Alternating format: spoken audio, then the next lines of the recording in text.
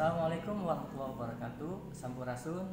Saya Abbas Ali Sadikin, PNS Provinsi Jawa Barat yang bertugas di SMN 1 Cikijing, Kabupaten Majalengka. Pendidikan terakhir saya adalah S1 Pendidikan Sejarah Universitas Negeri Yogyakarta. Saya selain sebagai guru diberi tugas oleh kepala sekolah sebagai wakasek kesiswaan. Dalam menjalankan tugas-tugas tersebut, saya mengedepankan meaningful dan enjoyable learning.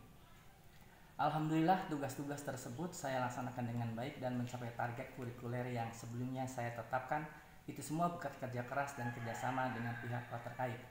Dalam rangka meningkatkan kompetensi diri, saya mengikuti beberapa kegiatan yang diantara adalah webinar nasional tentang peran profesi organisasi dalam kehidupan bermasyarakat dan bernegara.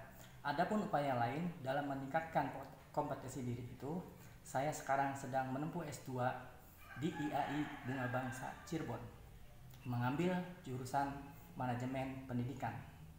Kedepan insya Allah saya akan meningkatkan targeting saya dan berusaha semaksimal mungkin untuk meraihnya. Mari kita maju bersama menuju Jabar Masagi dan Jabar juara.